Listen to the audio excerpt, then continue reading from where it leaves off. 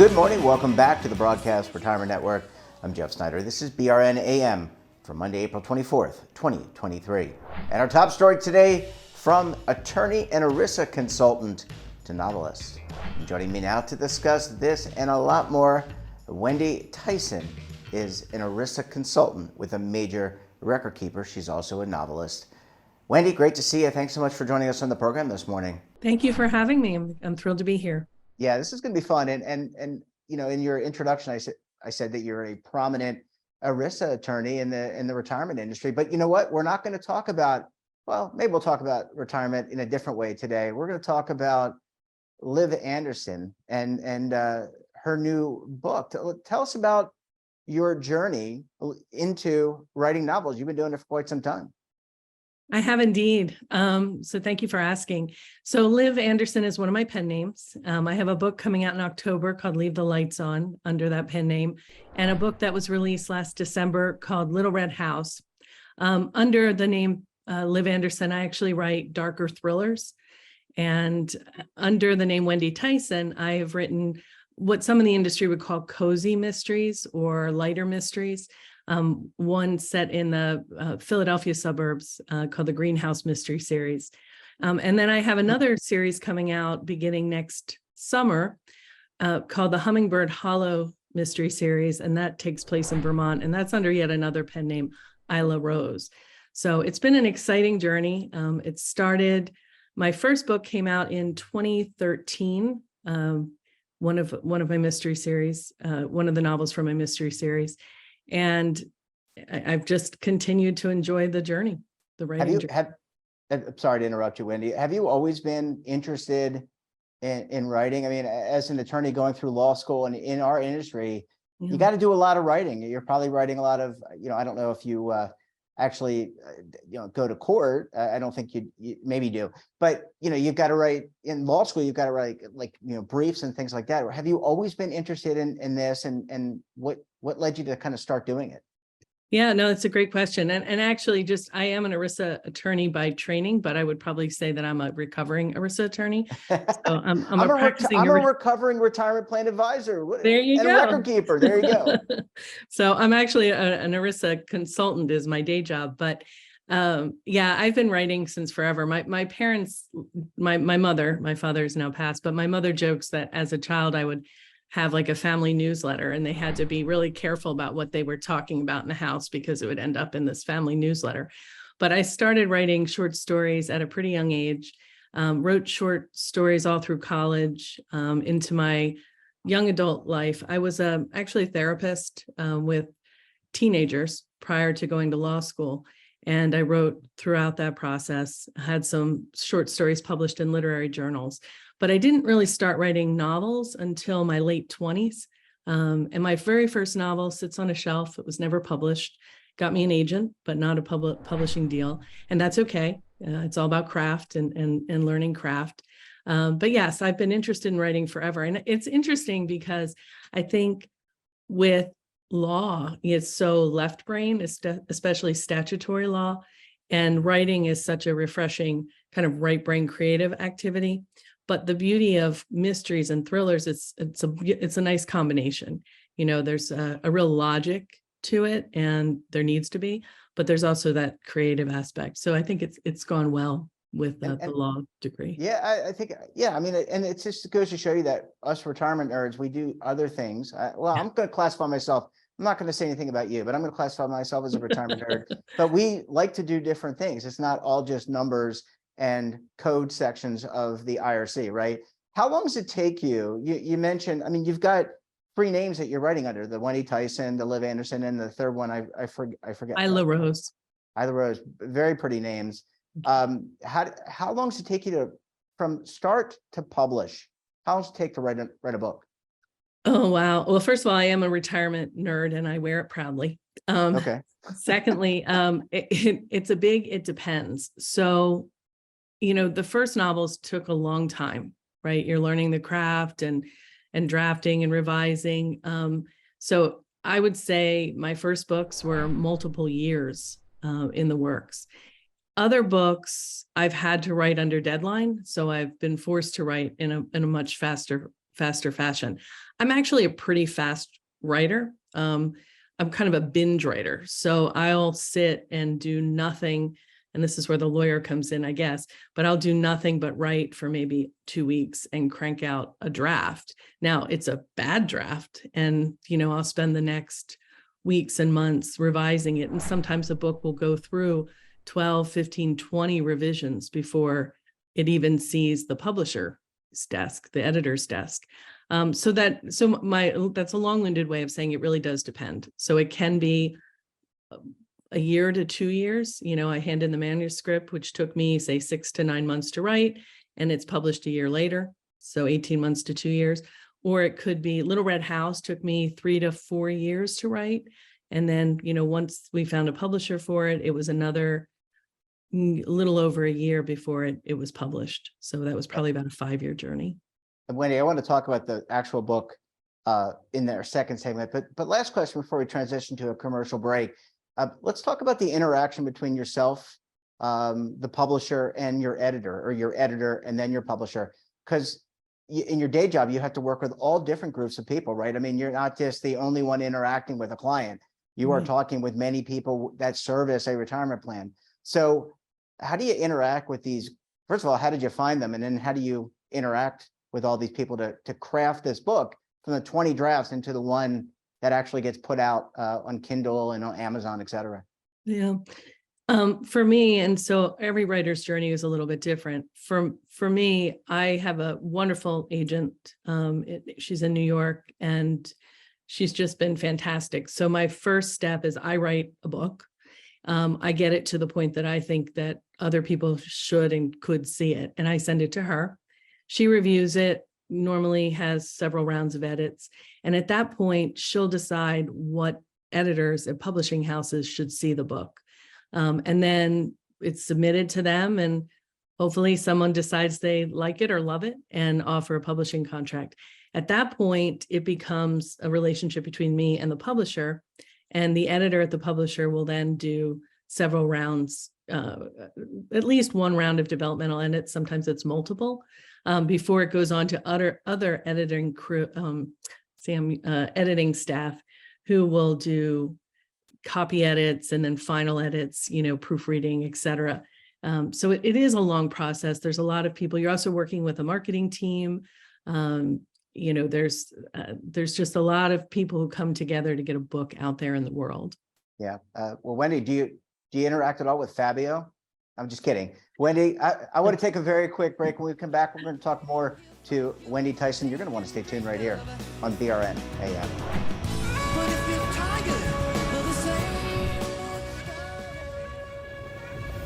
Imagine a new television network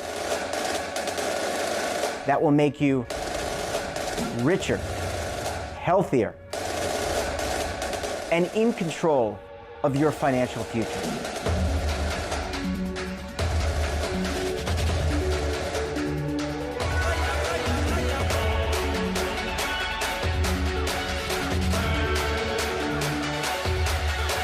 This network is for the policewoman in Nashville, Tennessee, the baker in Dubuque, Iowa, the teacher in Lexington, Kentucky. We want to make the idea of savings and retirement culturally relevant. But what do you see as a defining issue of the midterms, especially for the smaller businesses? I mean, they are the lifeblood of the American economy.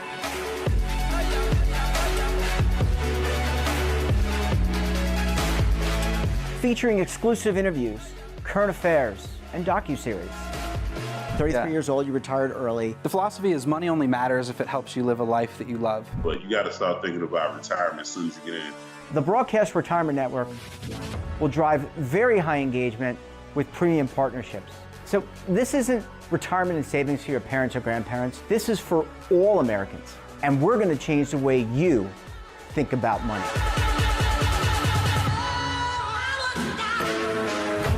Welcome to the next frontier of retirement and savings.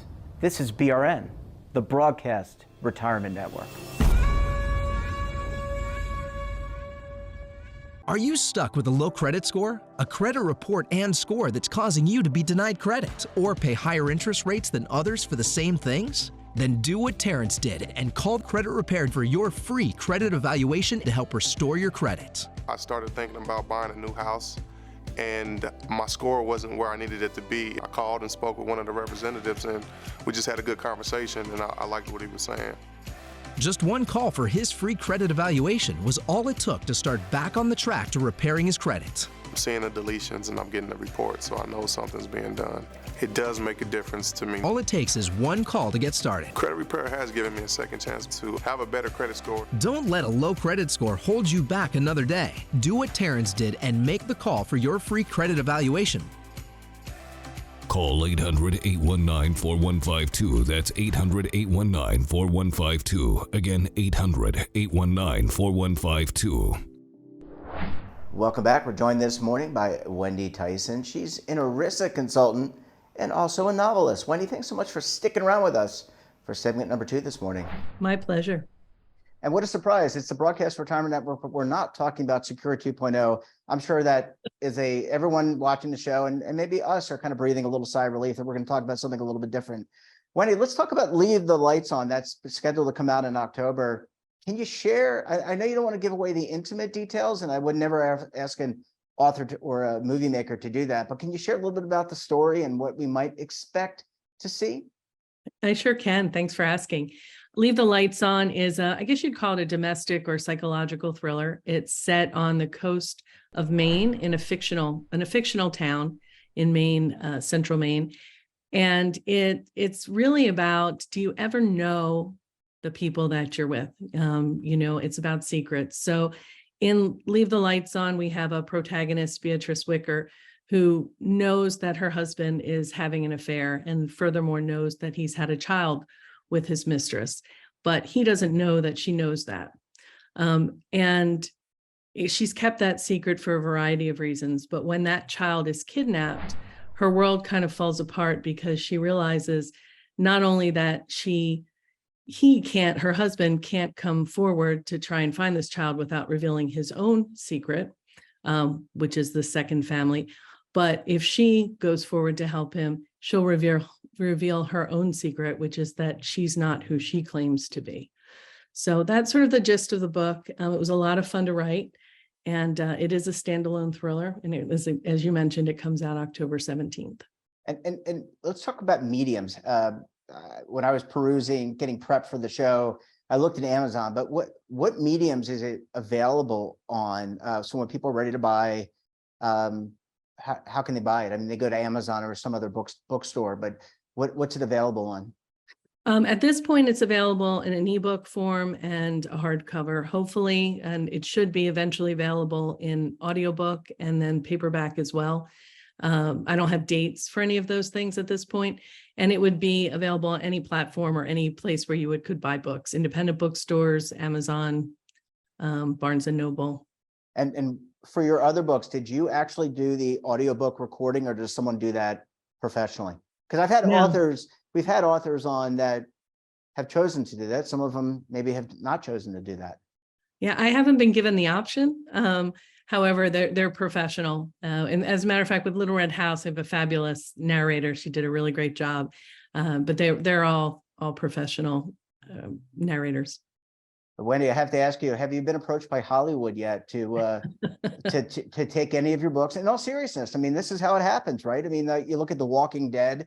I've been watching that on Netflix because I haven't seen the ending. That was a comic series, so it can happen to anyone, anywhere. I think, Tom Clancy is another one where it just kind of blew up for him. But have you ever thought about taking one of your shows, maybe one of your shows, and turning it into one of your books, turning it into a Netflix series or a movie? Well, Hollywood, here I am. Little Red House has had a little bit of interest, and it certainly, I think, is a book that would lend itself to a series. The Greenhouse series actually is sort of a cozy mystery. Cozy mysteries center a lot on world building, and that series takes place on an organic farm in a little fictional town in Bucks County, Pennsylvania. And we had some interest there as well because it's got a Hallmarky feel to it. But no, as of right now, my books are books and audiobooks alone. Okay, well, Hallmark, you just mentioned that's a great brand to work with. There's some others out there. Maybe we'll see you. Wendy, last question for you. And I like to ask this of people, especially successful people. What do you like to read? I mean, I know you're not just reading ERISA. I know you're not, Right. maybe you are, at home at night when you're sitting back after you've been binge written. What do you like to read? What type of genre?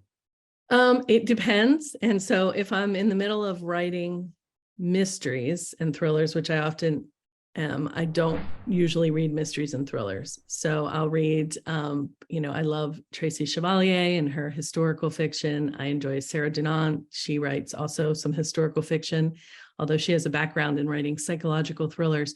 When I'm not actively writing or in the midst of a manuscript, I love mysteries and thrillers. All over, from the lighter mysteries to kind of really dark psychological thrillers. Yeah, Wendy, I lied. That's not the last question. My last question is, a lot of us use our phones. We watch YouTube. People watch this show. They go online. From your just being in the book writing industry, are people still reading? I mean, I know they're reading short blurbs, but they have to. If you wouldn't be writing books if people weren't reading. That is the $1 million question. Are people reading? And I think the answer is a big yes.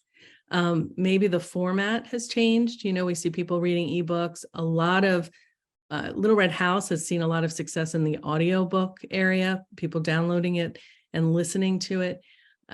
International Thriller Writers over the years, it's an organization for thriller writers and mystery writers. They've done some analytics around who's reading, and women are more likely to read based on at least the last survey that I saw. But people are definitely still reading, and books matter, reading matters, and so thankfully, yeah. Look, I think it's a great way. I love history. I think and other types of books, thrillers. I think it's a great way to synthesize information, and you really can explore things in your mind when you're reading, whether it's a textbook, whether it's a thriller. It kind of lets the creative juices flowing in a different way. Wendy, we're going to have to leave it there. Congratulations on your success as an ERISA consultant and also as a book writer. We look forward to having you back on the program again very soon. Well, this has been wonderful. Thank you very much. That wraps up this episode of BRNAM. Have a topic of interest, someone you think we should talk to, drop us a line. And don't forget, for all the latest security news and lifestyle wellness, finance tech, so much more, and all in one place, check out today's edition of our daily newsletter, The Morning Pulse. Want to search our archives, check out our latest content, visit our website, and of course, all of our streaming partners. We're back again tomorrow for another edition of BRNAM. You're not going to want to miss it. Until then, I'm Jeff Snyder. Stay safe, keep on saving, and don't forget, roll with the changes.